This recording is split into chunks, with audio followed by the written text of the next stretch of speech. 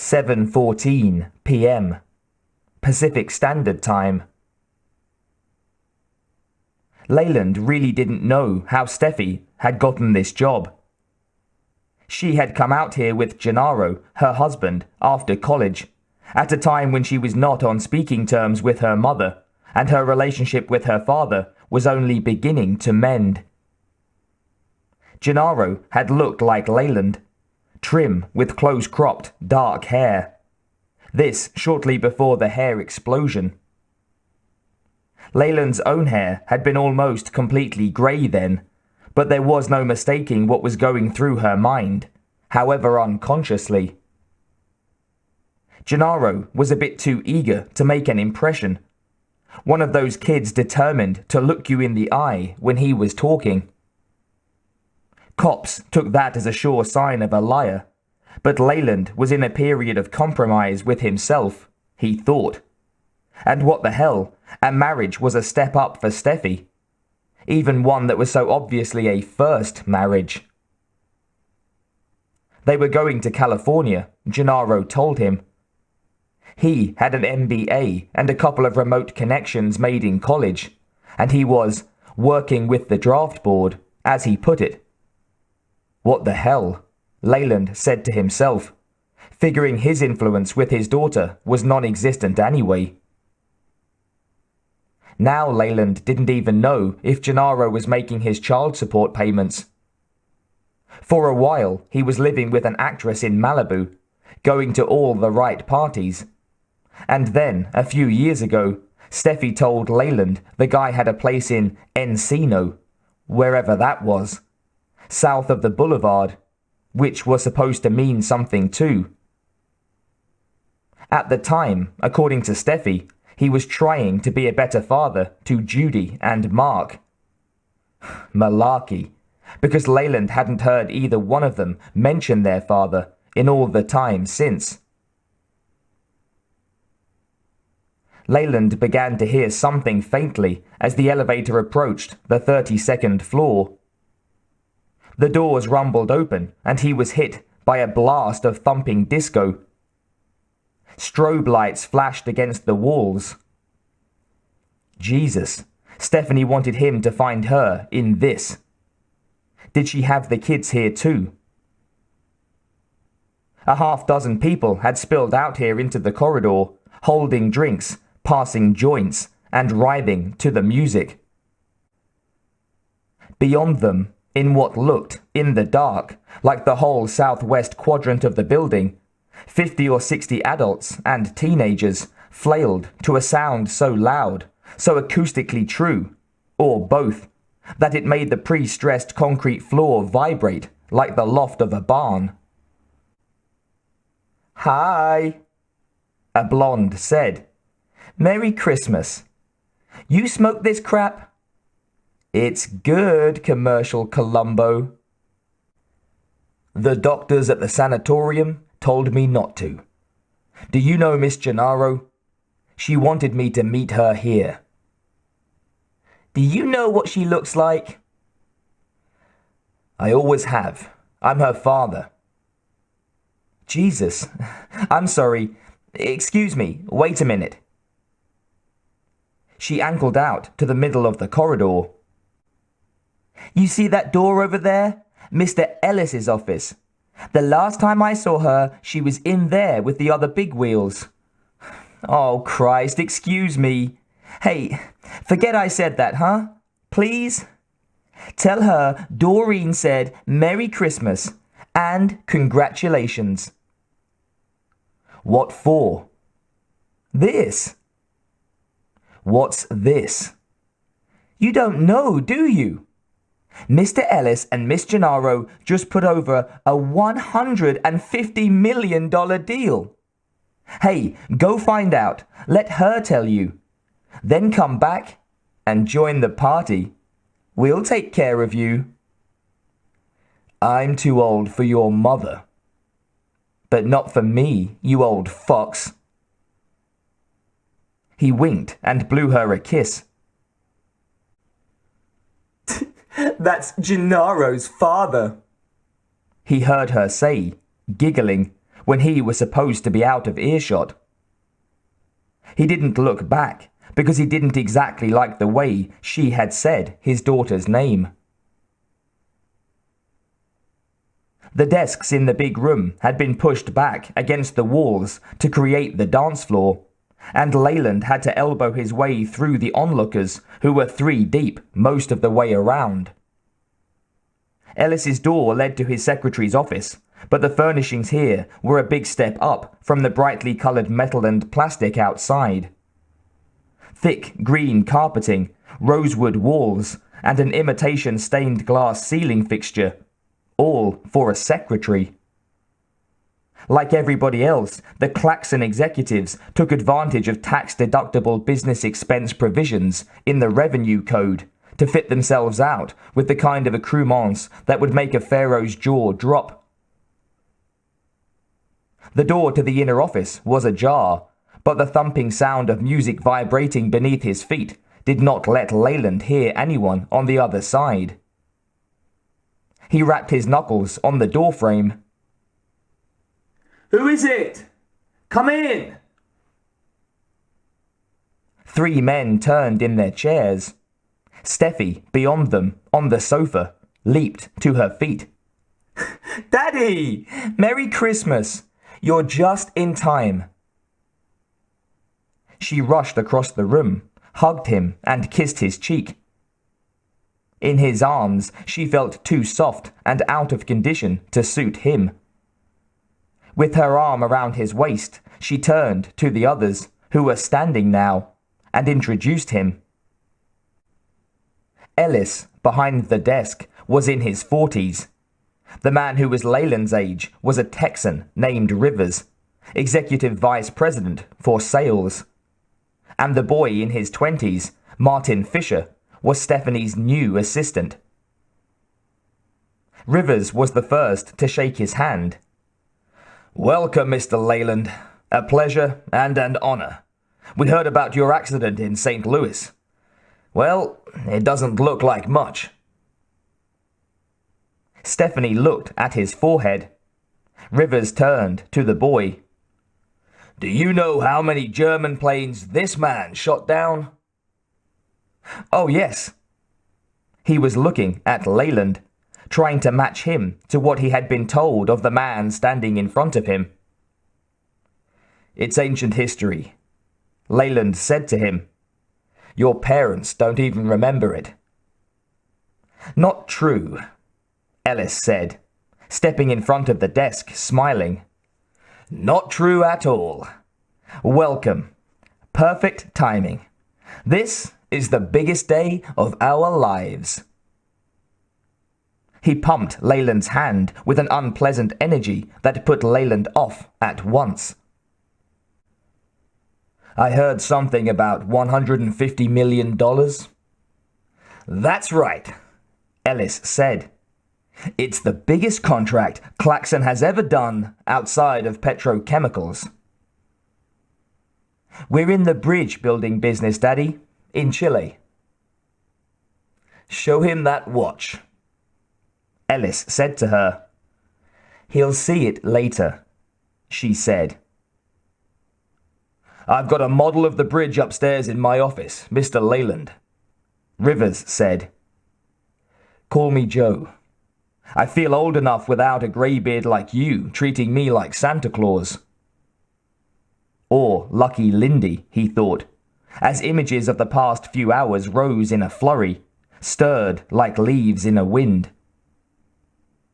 "I was in the South Pacific myself," Rivers said. "The whole thing should be put on bubblegum cards, as far as I'm concerned," Leland said. "Steph, I'd like to clean up a little, if I may. It's already been a 14-hour day.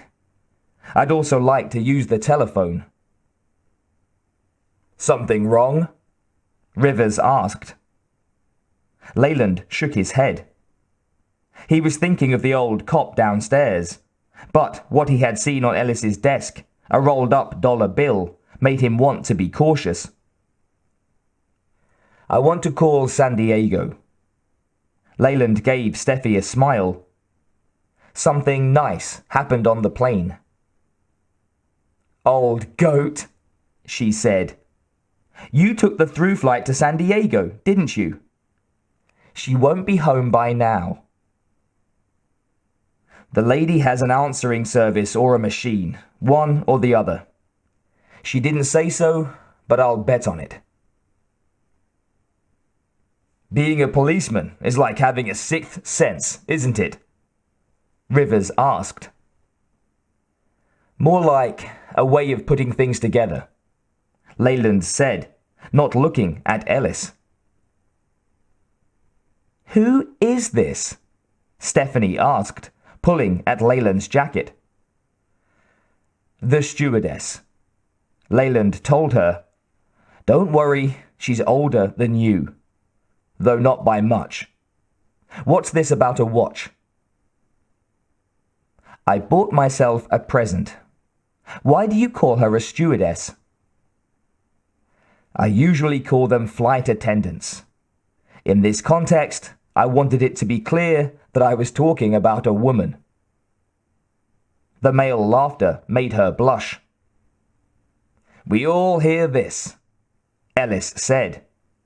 We're all getting reprogrammed. Deprogrammed, she said with a smile. Leland turned to Rivers. I'd enjoy seeing the model later. Sure thing.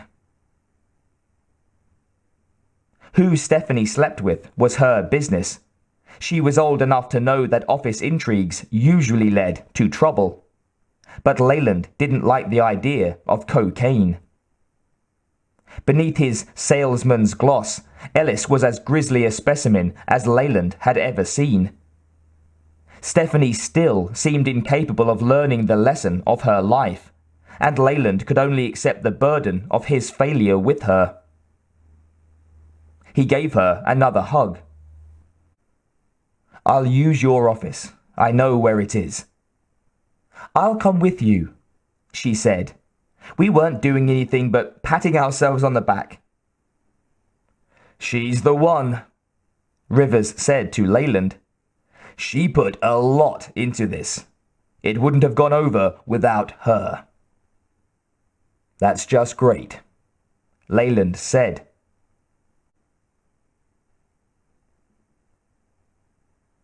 In her office, diagonally across the building from the party, Leland went to the window and looked down into the street. The Jaguar was gone. Leland had scared the fellow off, or made him change his plans. Judy and Mark were here, lost in the crowd and darkness. The party had been Rivers' idea. The call from Santiago had come in this morning, and the place had gone wild. The deal had been very complicated. Negotiations with the ruling junta had been delicate. Everything was still secret. Claxon had had to keep her in the background because of the macho factor, which made her angry. Rivers had assured her that her bonus would be just as good as the others. She was waiting to see. Leland thought she looked tired. For years she had been 5 pounds too heavy, and now it looked like 10. With cocaine in her life, he had to be glad to see that she was still eating. She looked deeply fatigued.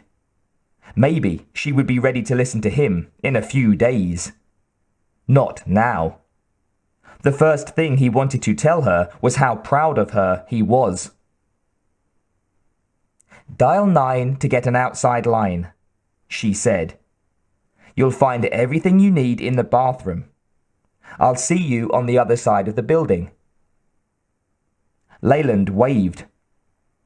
First, he found the office directory and dialed the main entrance. The guard said hello. It's Leland, the fellow who just came in. The Jag took off?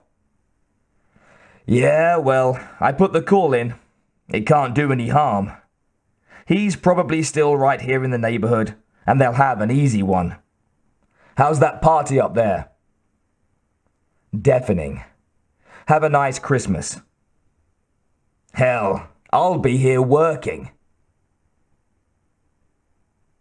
Leland decided to try Kathy Logan tonight, after all, but not this minute. In the bathroom, he saw that Stephanie knew how to take her perks too.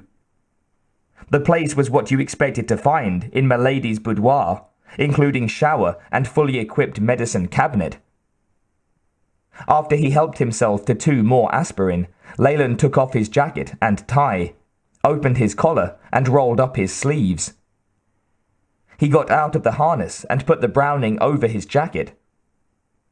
For years, he had been able to get away without having to carry a firearm. But then the word had come down. He was a menace to himself and others without a weapon, and the practice that would make him effective with it.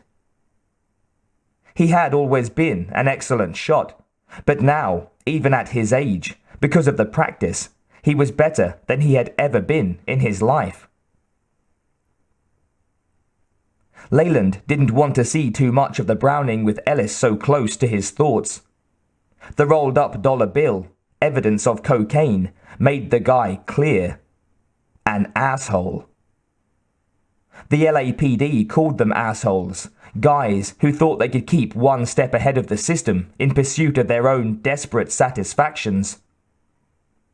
Steffi was sleeping with him. Leland knew his own daughter. She had something of her own to prove. To her mother, to him, to Gennaro, Ellis, and all the men. In any event, Leland had to be careful. He had steered the conversation away from police work in Ellis's office because of the dollar bill. Marijuana was seen everywhere, especially in California. But cocaine carried very heavy time, and there was no telling how people reacted if they were faced with years in prison. Better Leland play as dumb as Ellis thought Rivers was. What disappointed Leland was that Steffi underestimated him too. She had forgotten a lifetime of what Rivers thought was a sixth sense. Leland didn't like Rivers any more than Ellis, and not because of the old war buddies crap. Rivers was another hustler, like Ellis, only better. A lot of it was the down-home Texas corn pone. Some Easterners never got onto that, and it always worked to the Texans' favor. Texas was a different attitude, almost a different culture. Cleaning the other guy out wasn't enough. You were supposed to look him in the eye, smile, and squeeze his hand. That was Rivers, a sweet piece of work. One consolation. Ellis thought he was as good as Rivers, and he wasn't.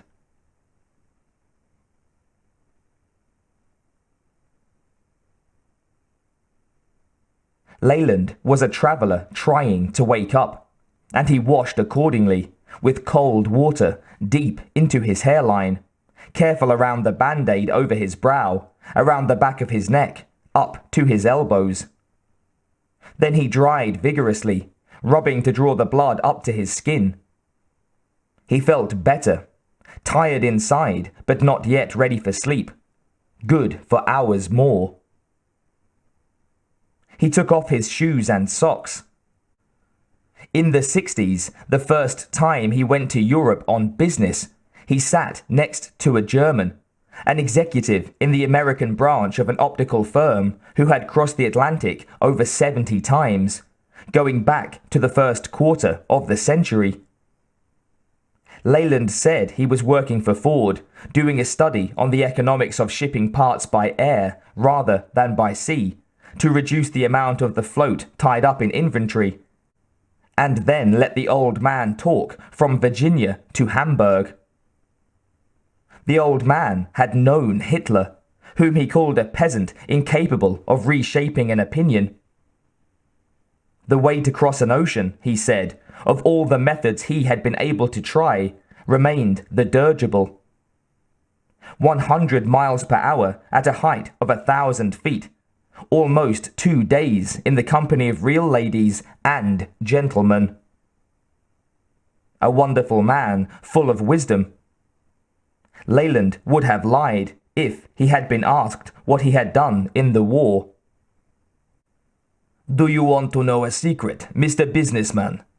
You can be wide awake at the end of the day if you wash your feet. Walk around barefoot for 10 minutes. You will feel terrific. It was true.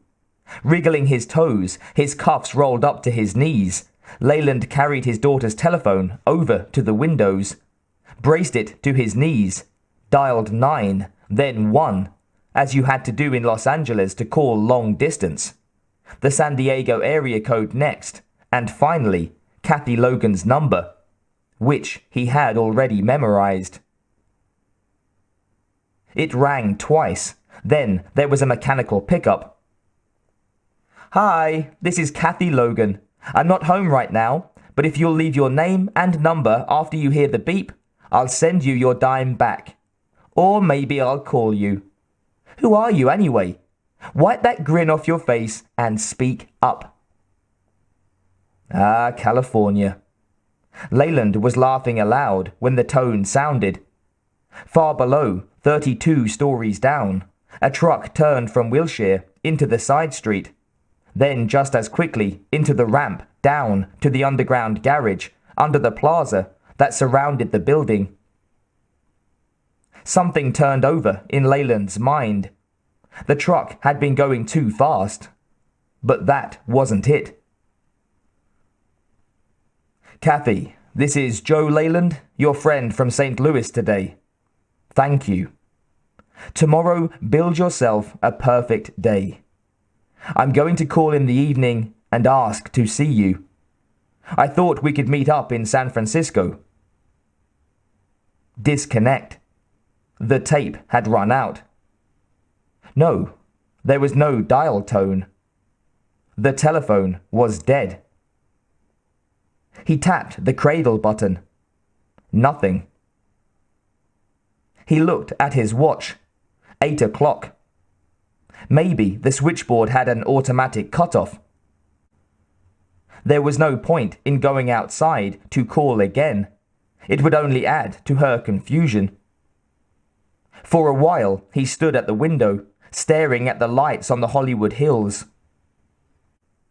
Someone had once pointed out Laurel Canyon to him. He couldn't remember who it was or when that had been. That old German had left one problem unsolved: putting the socks on again. A change in pitch of the air coming through the ventilator made him look up. No, that wasn't it. The music had stopped. Abruptly.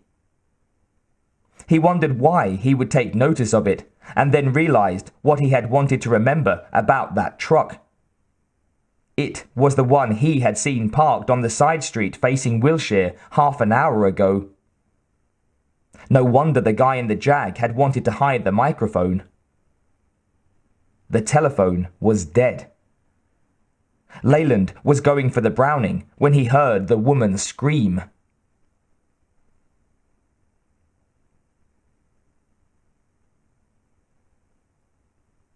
He was on his feet at once. His head was clear.